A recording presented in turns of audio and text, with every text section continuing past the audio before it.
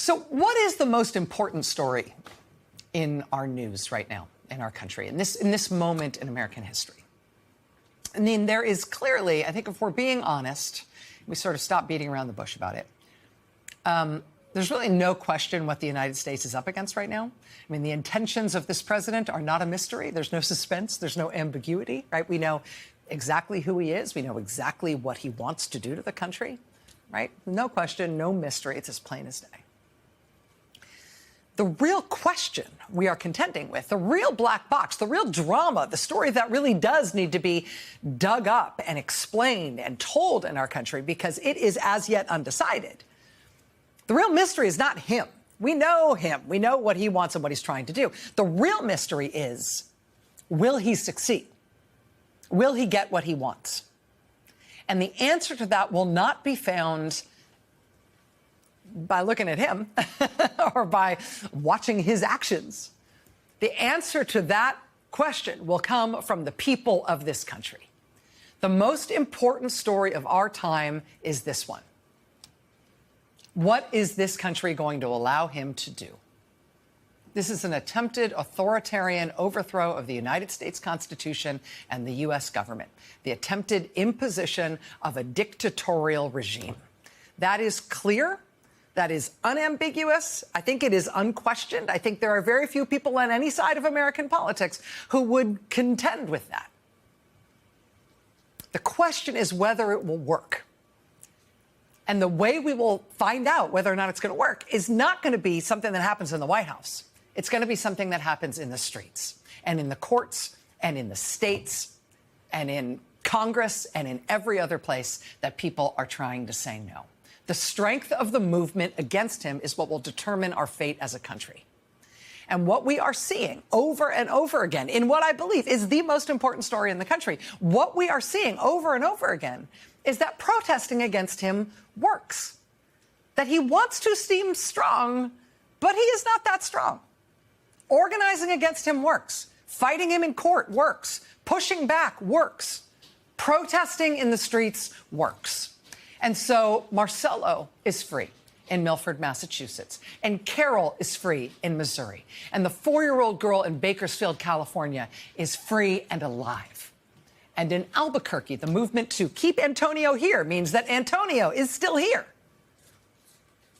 And none of these things are instant, right?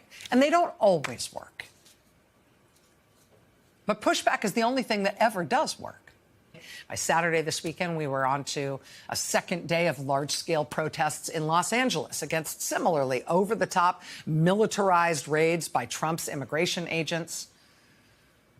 I mean, it started in Los Angeles this weekend, Friday and Saturday. By Sunday, there were solidarity rallies in Bakersfield, California, and in Houston, and a big one in Phoenix and in San Antonio, and again in San Diego, a big one in San Francisco where dozens of people were arrested. People in Pasadena protested outside the hotel where they learned ICE officers were staying during these immigration raids in Los Angeles.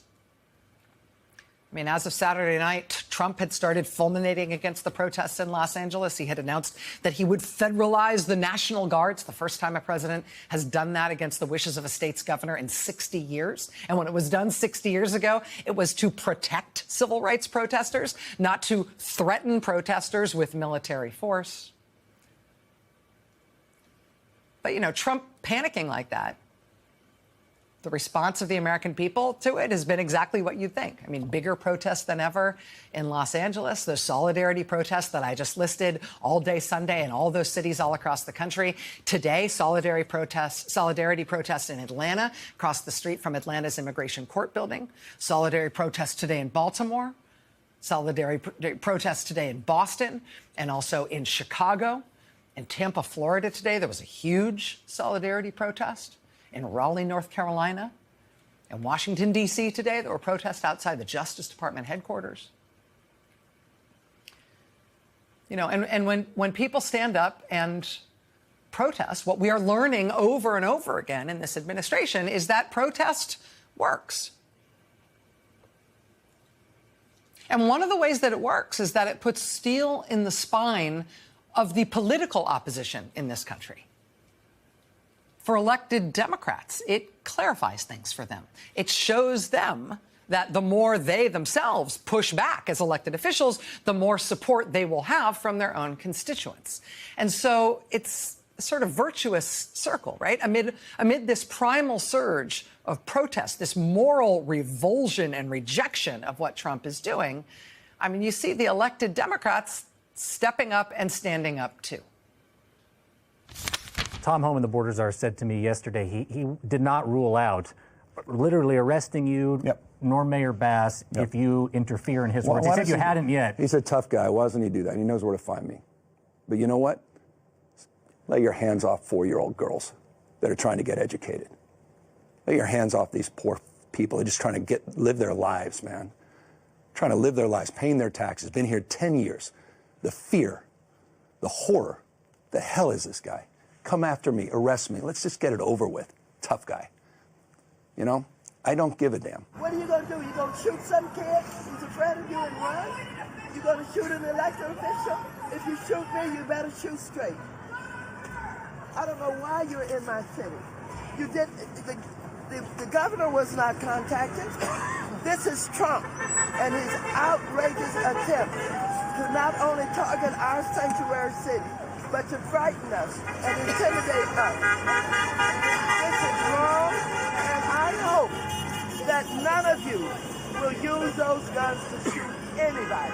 There's no reason to shoot anybody. Don't allow them to make your service in a service where you're killing people. Don't do it. Defy them. Don't shoot those guns for anything. Don't shoot those guns for anything. I mean, did you see what happened this past week in Minneapolis? This ridiculous military dress-up pageant that they put on in the streets of Minneapolis a few days ago? I mean, this is not the National Guard. This is agents from various federal agencies. Seems like there's a lot of them from HSI, which is the inexplicable, not at all trained for this force inside the Department of Homeland Security that they keep deploying like this in these embarrassing Banana Republic, shambolic shows of disorganized force. I mean, what are you doing here in Minneapolis? When Trump issued his order to federalize the National Guard over the objections of California's governor this weekend, that order was not specific to Los Angeles. It was not specific to California. That order that he issued is something that he could use to send National Guard troops anywhere, or even active duty forces. Now he's sending 700 Marines, supposedly, from the Marine Corps base at 29 Palms. And that is a portrait of weakness. Right? That is what you get when you have a supposed leader, a supposed strongman even, who can't figure out how to get the support of his people. And he knows it.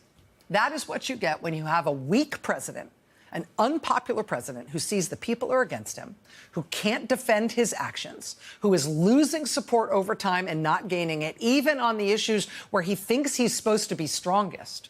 This is a president who has no other ideas and no skills to get him out of this political pickle that he is in, and who has therefore rushed right to the end and has decided that if the people are against him, well, then he will bludgeon